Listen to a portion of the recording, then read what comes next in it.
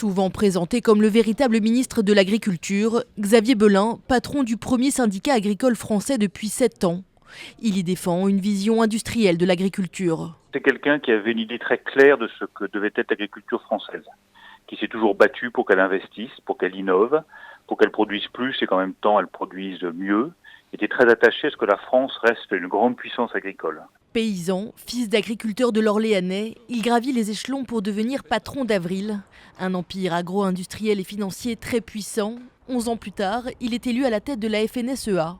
Pour ses adversaires, Belin était loin des préoccupations des petits éleveurs. C'est vrai que c'est quelqu'un qui était controversé parce qu'il y avait ce mélange à la fois président d'un syndicat agricole et en même temps d'une grosse entreprise.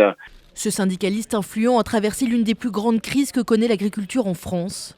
Sans régler les problèmes de fond, il aura permis un sursis à de nombreux agriculteurs, notamment lors de la crise du lait. Il négocie les prix et met fin au conflit. Je demande aujourd'hui que tous les opérateurs, qu'ils soient de la collecte, de la transformation, de la distribution, de la restauration hors domicile, ne spéculent pas sur une baisse du prix du lait, alors que rien aujourd'hui ne justifie une telle baisse. Xavier Belin décède à 58 ans, 6 jours avant l'ouverture du Salon de l'agriculture.